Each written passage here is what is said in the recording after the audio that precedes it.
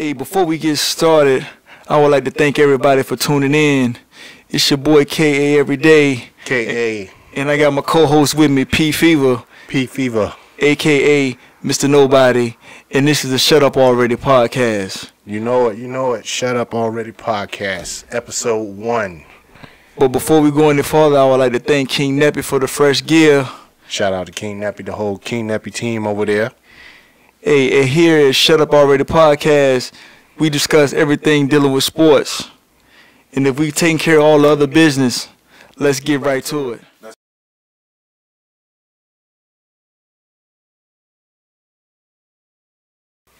Do you think the Golden State Warriors are going to win the championship again this year? I know that sounds like a crazy question, right? This would be an obvious answer. I think there's a little trouble in paradise. I think right after that altercation between Durant and Draymond, I think KD kind of took a back seat for a couple of games and kind of allowed them to see his real value. Life without him? Yes, life without him. Well, and then Curry's injury prone, and then the threat of, is Clay gonna stick around another year? So, with that being said, KD come home to DC. I know that's a far-fetched request. I'm just, if you have any heart, please come home. Just come home. Come home to DC. I'm coming home. I'm coming home. But I like the points you just made, but you basically about to make my point for me. So, this man attacked his manhood. He called the man a B. Yeah. Anytime you call a man out of his name, you could try to act like y'all cool, y'all made up, shook hands. But it's deep down, it's still there. Things are never going to be the same after you disrespect another man and call him out of his name. So I think that was the first thing. And then the team suspended Draymond for it. So now it's almost like the team picking sides. So now they're choosing KD over Draymond. Because they didn't have to suspend him. They chose to suspend him. So now Draymond feeling some kind of way. So here's a part that I understand the dynamic that Draymond is. He is the heart of the team, not necessarily the talent, just the heart. Now, so we can rewind this back to like Pop Warner, right? So you're playing on the field. You may not be necessarily the best player on the field, but you might have the heart to get everybody else amped up. You might be able to motivate the better players, right? But that doesn't necessarily mean that you are the true talent. You're not what the franchise portrays as what we build the team around. Like, you don't build a team around Draymond Green. Yeah. He just doesn't. It's more like a role player. Right. So know your role. Right? Oh. Know your role. Yeah.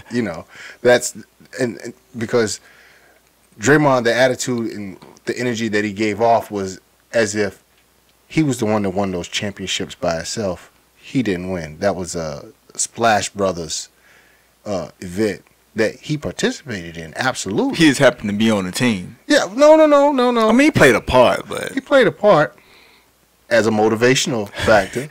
He cheered them on as they shot three-pointer after three-pointer after three-pointer on the line. He contributed his points. No disrespect to Draymond Green. All I'm just saying is just know your role. Stay in your lane. You the motivator. But you didn't put rings on people's fingers. It's a team sport, and you're a great contributor. But keyword, contributor. You're not what teams build championships around. You're just he's the 2018 Dennis Rodman of the world, the Bill Lambiers of the world. So I won't put him quite in the class with Dennis Rodman. I get where you're going, but Dennis Rodman, no. Well, no, I mean, Dennis Rodman was an awesome defender and a great rebounder. But that's what Draymond does. He's still aspiring to get to that Dennis Rodman level. Okay. You know, I get it. I see it. but I mean, Dennis Rodman wasn't really a shooter either. No, You he know, wasn't. He really wasn't. But he was a great sense of motivation. Now this is going, man. I'm starting to tell my age now. You know, I wasn't gonna say nothing. the Detroit Pistons and The bad boys. yeah, the boys are back in town. You know, I remember that. You know, so the Bill Laimbeer, the Joe Dumars, the Isaiah Thomas, and Dennis Rodman. I mean, it was crazy. But all I'm saying is teams don't build teams around those kind of players. Those are key contributors to the overall morale and function of the team. But, you know, I don't see the Dennis Rodman walk around saying that he won those championships by himself. So, as with anything, Draymond would really need to check himself and, stay in his lane. So this is my take on it. I don't think they're gonna win a championship this year, and I'm gonna tell you why. You just kind of told me why, but I'm just gonna reiterate what you've already said. Steph Curry got weak ankles. He's probably gonna get hurt again. Draymond has been hurt several times. They both missed several games. Right. Again, your man called out your boy out his name, so that relationship is never gonna be the same. Right. And the Lakers are starting to kind of come on. I mean, they don't call the man the king for nothing. So I got a feeling with all of these distractions and all this dysfunction that the Warriors are going through, I think it's making a clear path for the Lakers to take it, man. I don't think the Lakers are gonna get past Houston. I really don't. Wow. Yeah. I think it's too soon. I think it's a lot of hype. I don't think that LeBron has shown us that he is, one of the greats, and right now, the greatest on the planet. I give him that. But like Michael Jordan had to learn, teamwork wins championships. Oh. So, you have to have the supporting cast, and you just can't get into Superman mode every time when you're running down the court and thinking that, give me the ball, give me the ball. So you're going to end up with another Cleveland situation. It's only a matter of time, because when the other four on the court fall short, he's going to pick up the pace. And then the more that he picks up the pace, the other four are just watching him. They become spectators. They might as well have gotten some seats and popcorn and soda and a hot dog while he's running up and down the court. Wow. That's just the way that I process it. And I could be wrong. Absolutely wrong. But how long has LeBron James been in the league? At least 15 years. Okay. Somewhere around there. How many rings does he have? 3? 3 out of 15. Right? Still chasing. But 15, we're on the other end of the spectrum. We're on the decline slope, right? He's not accelerating. He's not getting any younger based on what you're saying. Yeah. So I mean, I get it. He spends millions of dollars on his body. But once again, I don't think he has all the pieces. Father Time is undefeated is what they say. Yeah. So I don't think he has the pieces. I think in a couple of years, if he got another player, another superstar. Yeah. Because I think he might have one or two pieces that could be a great supporting cast, but I don't think that he's going to. Because I would have loved to see Kawhi Leonard go to the Lakers. He couldn't take the pressure. He didn't want to live in the shadow of LeBron. Well, I get that part, but it would have been the piece that LeBron could have pushed him over the top. Exactly. Versus, you putting some piece together. No disrespect to Lonzo Ball, but he ain't Kawhi Leonard. Right. Exactly. So. Even still with that, a Paul George would have been a nice compliment to LeBron James. And they homeboys. They're like best friends. Yeah.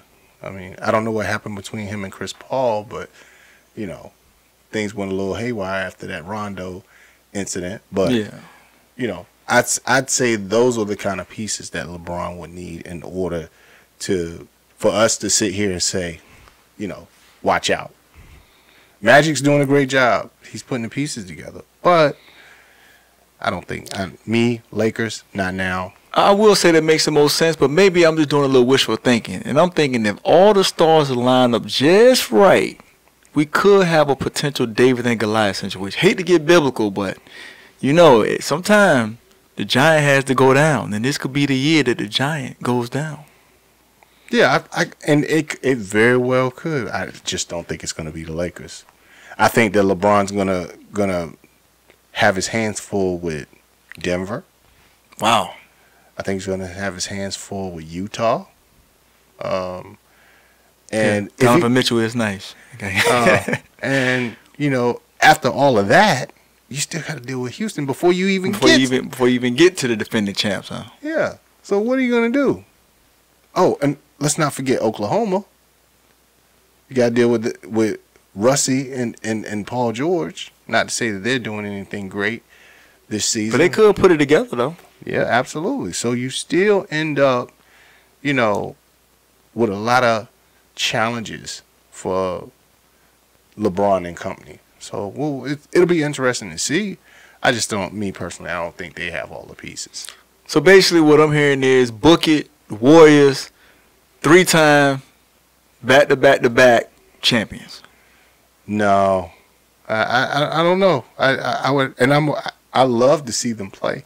That's me as a spectator, as a fan, but I don't think that. I